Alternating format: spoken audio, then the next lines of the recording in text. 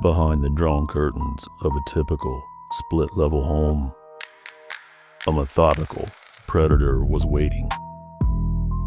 No forced entry, no stolen valuables, just an unimaginable slaughter that would leave a city terrified. And a killer who vanished like a ghost in the rain.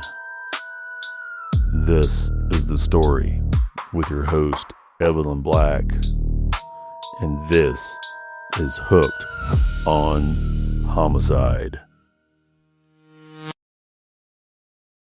Hello, my fellow morbid darlings, and welcome back to another episode of Hooked on Homicide's Cold Case Tuesday.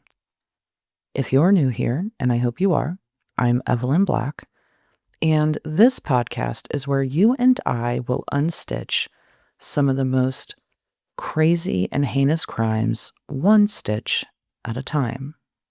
So, without further ado, let's get started, shall we? Close your eyes and picture the year 1966. The United States is caught in the turbulence of massive cultural shifts.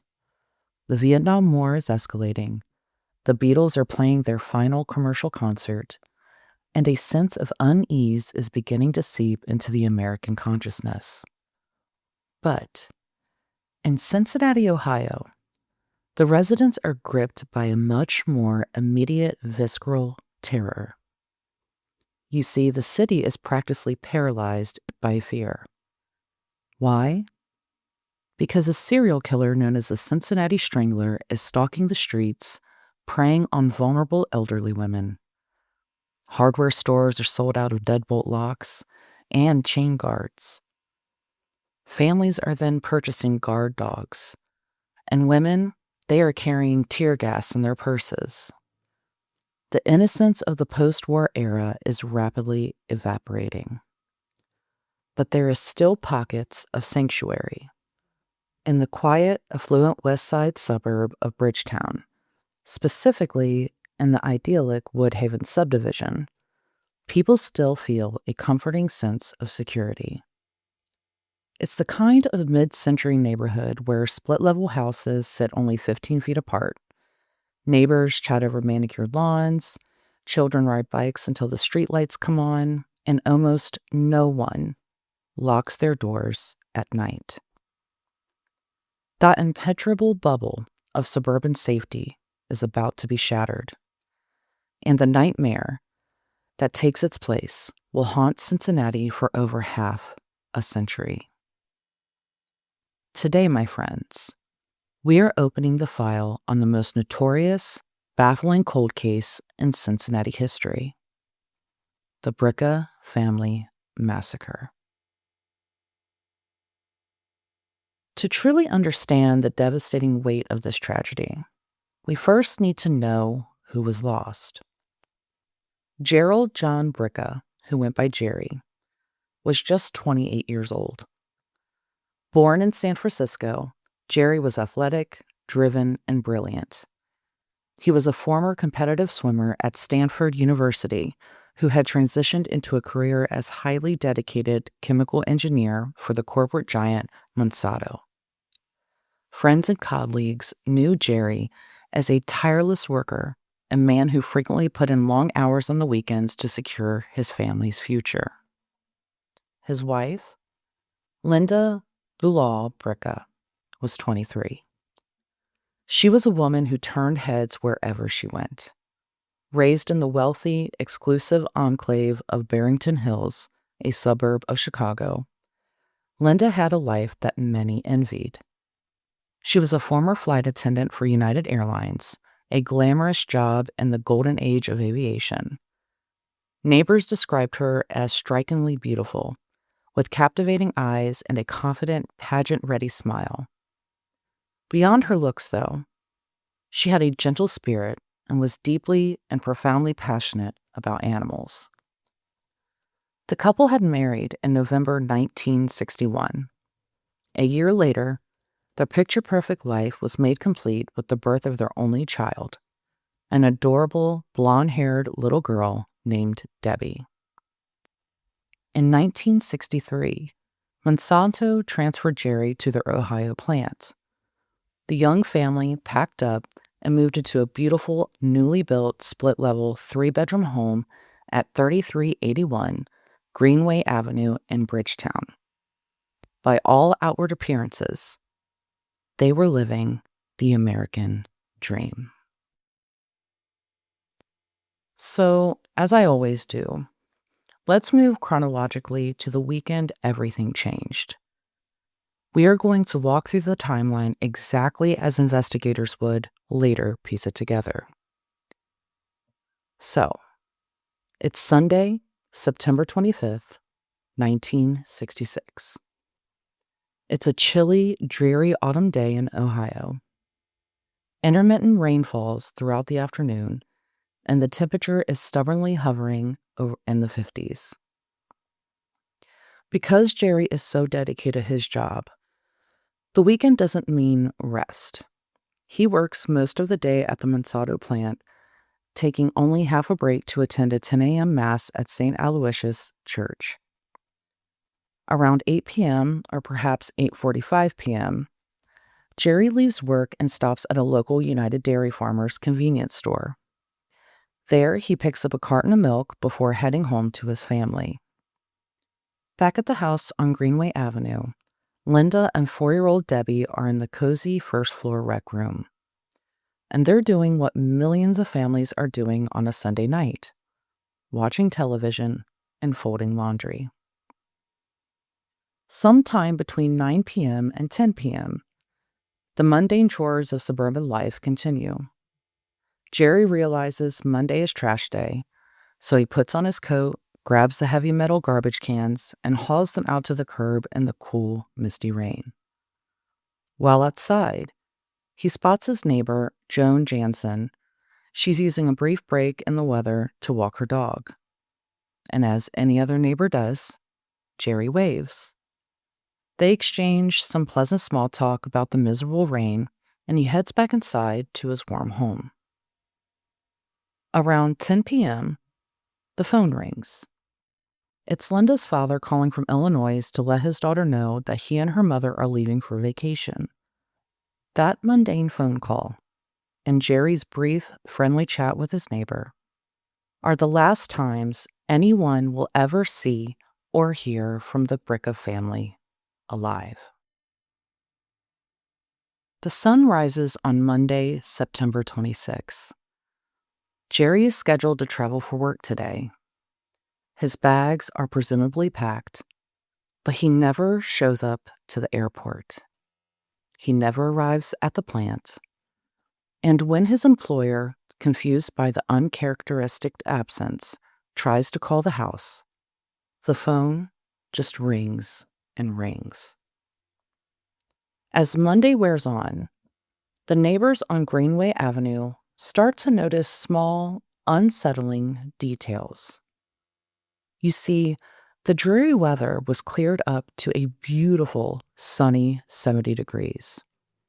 It's the perfect day for children to play outside. But the Bricca yard is completely empty. But more concerning are the family's 2 dogs. The Briccas own 2 pets who are known to the neighborhood as highly protective and highly vocal. Whenever someone walks by, the dogs bark. But today, not a single sound.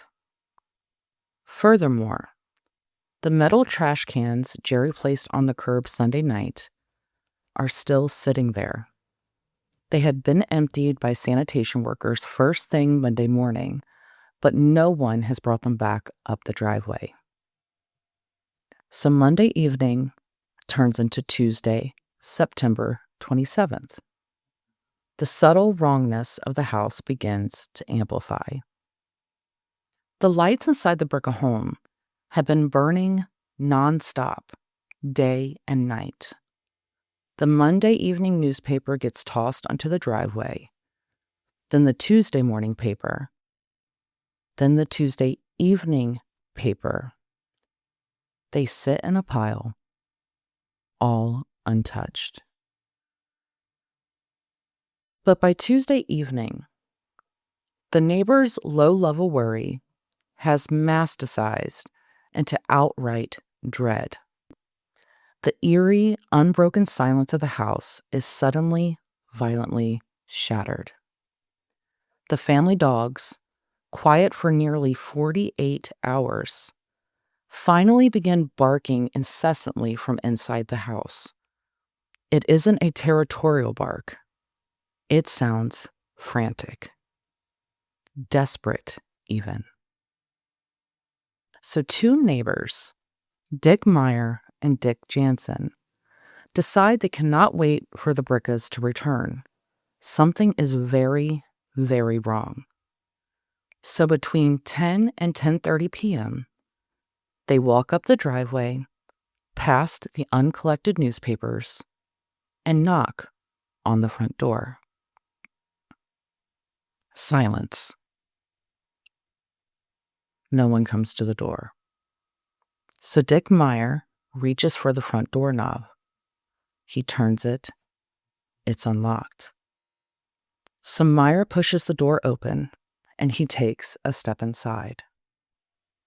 Immediately, a physical wall of putrid, overwhelming odor hits him.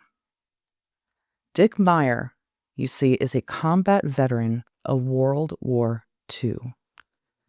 This man has seen the worst of humanity on the battlefield, and he knows exactly what that copper, sickly sweet smell is. He does not investigate further, and he immediately shuts the door, backs away in tears, and runs to call the Hamilton County Police. Within minutes, the quiet street of Greenway Avenue is swarming.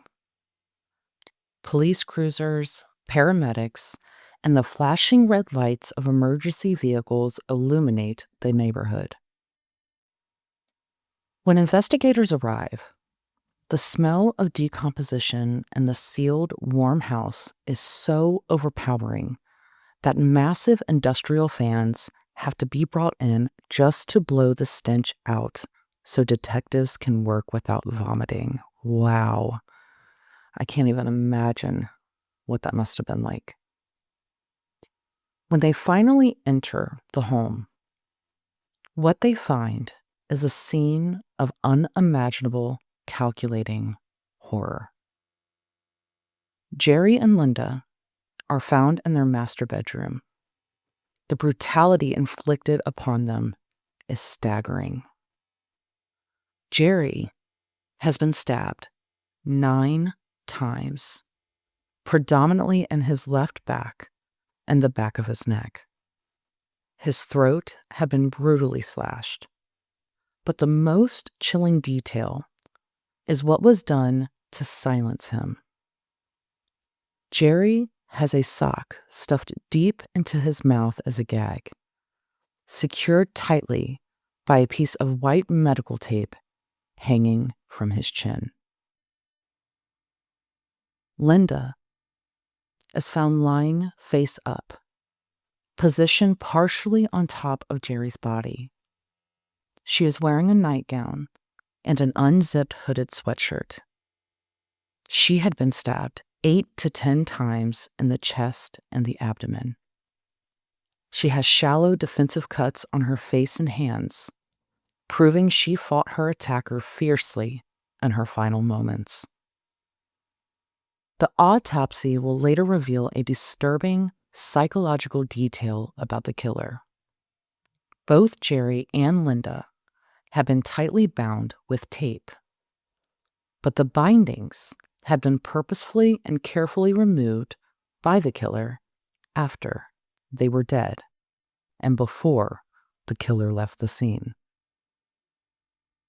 And while this all may be awful, the most heartbreaking, soul-crushing discovery is in the next room. 4-year-old Debbie is found on the floor of her bedroom. She is in her little pajamas, wearing only one white sock. And this poor innocent child had been stabbed 4 times in the back. The thrusts were delivered with such violent, furious force that the large blade went completely through her tiny body every single time. And it even pierced the floorboards beneath her. A stuffed animal lies just inches out of her outstretched hands. As one hardened investigator will later note in the case files, this wasn't just a murder. This was absolute personal overkill. So, detectives begin to comb the scene. But what they don't find is just as baffling as the violence itself. 1, there was no forced entry. The doors were unlocked, and there were no windows broken. This would suggest that the Briccas either knew their killer and let them in, or the killer walked through an unlocked door on a quiet Sunday night. Number 2, the missing weapon. The murder weapon is not left at the scene. However, police noticed an empty slot and a display set of carving knives in the family's dining room. An ornamental dagger-like knife is missing, and they believe this family heirloom was used to slaughter them. The third thing that they found odd with the crime scene was the angle of attack. The medical examiner makes a crucial observation. The angle of the stab wounds, Jerry in the left back, Linda in the right front, strongly indicates that the killer was left-handed. But the biggest, most glaring mystery, can you guys figure out what it is? I'll tell you. The dogs. How does someone violently murder 3 people in a small split-level home with houses only 15 feet away on either side without the family's loud, protective dogs alerting the entire neighborhood? Maybe because the killer came prepared.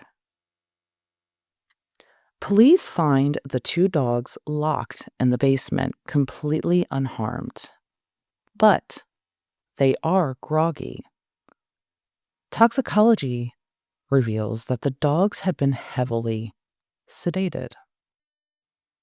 This is the turning point in the investigation. This tells detectives 2 massive pieces of information. 1, the killer knew the family had dogs, and the killer had the specialized knowledge and access to acquire veterinary or medical sedatives.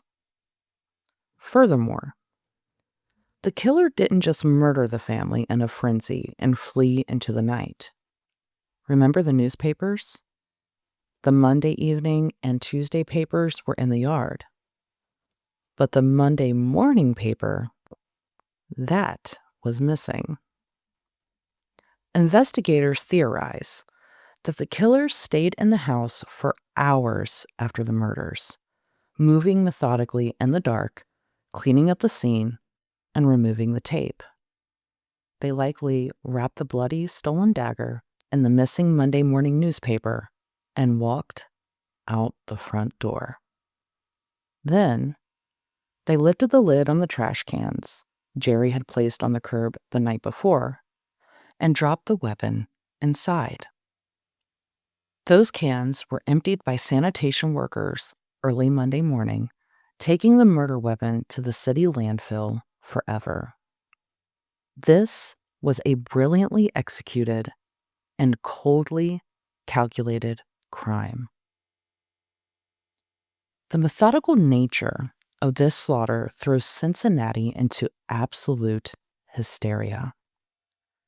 Police quickly conduct over 400 interviews. They immediately rule out the Cincinnati Strangler, as his MO was strangling elderly women, not stabbing young families in their bedrooms. This attack was targeted. As detectives dig into the Bricca's personal lives, their focus zeroes in like a laser on one specific suspect. And that man was a person who lived nearby. A man who was left-handed. A man who had the means to sedate animals. A man whose profession was connected to the exact type of medical adhesive tape found securing the sock in Jerry Bricca's mouth. Dr. Fred Leininger. Leininger is a 36-year-old married local veterinarian. And the connection? Just the week prior to her brutal murder, Linda Bricca had started working a part-time job at his clinic, the Glenway Animal Hospital. Rumors instantly ignite like wildfire across the West Side. The prevailing theory, whispered in grocery stores and diner, is that Linda and Dr. Leininger were embroiled in a passionate, illicit affair. Woo! It's getting a little saucy. The theories are wild and varied. Some suggest Linda was pregnant with the doctor's child and demanded he leave his wife, threatening to expose him to the conservative community. And others propose a darker twist, that Dr. Leininger's wife discovered the affair, went to the Bricca house that Sunday night to confront Linda, and things escalated into a murderous, jealous rage. In this theory, Dr. Leininger arrives later to clean up his wife's crime scene and tragically eliminates Jerry and little Debbie because they are witnesses. The circumstantial evidence against the veterinarian is staggering. He had unrestricted access to the exact animal sedatives used to neutralize the Bricca dogs. And the tape? The tape used to bind the family was analyzed by the crime lab and determined to be a specific type of veterinary tape. Then witnesses report seeing Leininger acting highly erratic, disheveled, and sweating profusely at a nearby convenience store late on the night of the murders, frantically pumping dimes into a payphone. So, why was he not in handcuffs? Well, that would be due to timing and the law. In 1966, the Supreme Court had just established the Miranda ruling, completely changing how police could interrogate suspects. When detectives brought Leininger in for questioning, they found him evasive, sweating, and highly suspicious.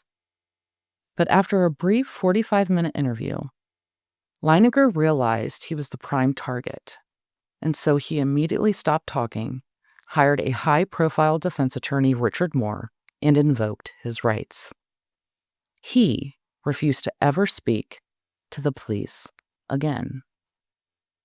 So, without DNA testing, which was decades away from being invented, and without a murder weapon, bloody clothes, or a confession, the Hamilton County prosecutors simply didn't have enough concrete physical evidence to secure the indictment.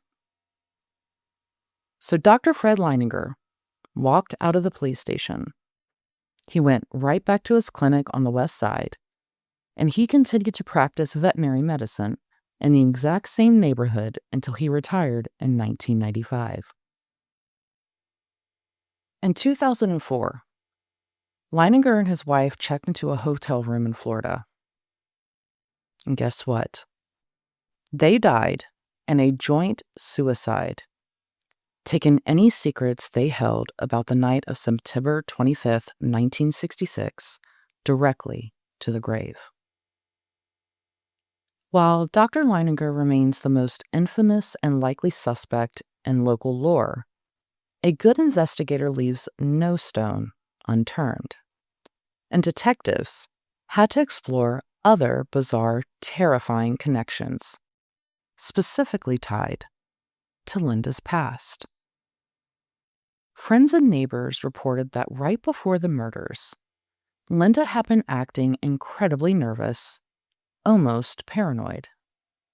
She was suddenly terrified to let 4-year-old Debbie walk even a few houses down the street to play. And she had confided in her neighbor, Nettie Cowdell, that she was looking over her shoulder because something horrifying that had happened to her former flight attendant roommate in Seattle. Just 3 months prior, in June 1966, two of Linda's former United Airlines roommates, Lonnie Trumbull and Lisa Wick, were brutally attacked in their sleep in their Seattle apartment. The attacker used a 5-pound piece of lumber and bludgeoned Lonnie to death. Lisa was beaten into a coma and eventually surviving, but with severe amnesia and unable to identify her attacker. As if this wasn't enough of a coincidence, exactly 1 week before the Briccas were killed, another wealthy young woman from Linda's exact hometown in Illinois, Valerie Percy, the daughter of a U.S. Senate candidate, was brutally stabbed and bludgeoned to death in her bed. Chief Investigator Herb Vogel was so rattled by the similarities that he actually traveled to Chicago. He was convinced that the Percy murder, the Seattle attack, and the Bricca massacre were the work of a single, highly mobile serial killer targeting former flight attendants and wealthy young women. But despite thousands of man-hours, police could never find a definitive physical link between any of these crimes. There were also dark rumors that Linda claimed she had helped break up an organized drug ring while working for the airlines, leading to theories of a professional hit. But like the serial killer theory, it remained nothing but a whisper in the wind. So decades have passed, and the beautiful split-level house at 3381 Greenway Avenue was cleaned, renovated, and sold to new families who had to learn to live with its ghosts. The massive case files gathered dust in the police archives. But the west side of Cincinnati has never, ever forgotten the Bricca family. In 2018, local true crime historian and author J.T. Townsend published a massive 500-page deep dive book titled Summer's Almost Gone. Townsend was granted unprecedented historical access to the original police files, the unredacted detective notes, and the harrowing crime scene photos. Townsend's exhaustive research systematically shattered many of the old neighborhood rumors. He concluded the killings absolutely weren't a mob hit, a cult sacrifice, or a random robbery gone wrong. He stated publicly, these were people who knew the victims, were personally involved with them, and had some kind of massive conflict. Townsend also noted the psychological profile of the killer. It had to be an alpha male predator, someone who possessed the chilling depravity to look a 4-year-old child in the eye and brutally slaughter her, simply to eliminate a witness who could say a name. Thanks to the renewed public pressure sparked by Townsend's book and dedicated online sleuths, there is a modern 21st century push for justice. In 2020, Hamilton County Prosecutor Joe Dieters made a stunning announcement. His office is retesting the physical evidence miraculously preserved from 1966. Despite the lack of forensic technology back then, forward-thinking crime scene technicians managed to preserve what Dieters calls a DNA tripod. And what is the tripod? It is made up of 1, a Marlboro cigarette butts found at the scene, 2, a strand of human hair found clutched tightly in Linda Bricca's hand. And 3, seminal fluid taken from Linda's body during the autopsy. Dieter stated that investigators are utilizing cutting-edge genetic genealogy, the same technology used to catch the Golden State Killer. And he issued a warning. If they find a DNA match to a suspect who is already deceased, they are fully prepared to exhume bodies from the cemetery to prove it. As of right now, modern science is the last best hope for Jerry, Linda, and little Debbie Bricca. It is a chilling, infuriating thought that whoever committed this atrocity likely lived a full life. They celebrated holidays, perhaps raised their own children, and completely escaped earthly justice. It is a nightmare that stole the innocence of a city, changed the way an entire generation locked their doors, and left a neighborhood haunted for over 50 years. Well, guys, this wraps up another Cold Case Tuesday. And just as I always ask, if you or someone you know has any information pertaining to the 1966 murders of the Bricca family, please contact the Hamilton County Sheriff's Office Criminal Investigations Section at 513-851-6000. Again, that's 513-851-6000. Thank you all for listening. And as always, while death may be inevitable, my sweet, sweet darlings, it does not have to be tonight. Until next time, my friends.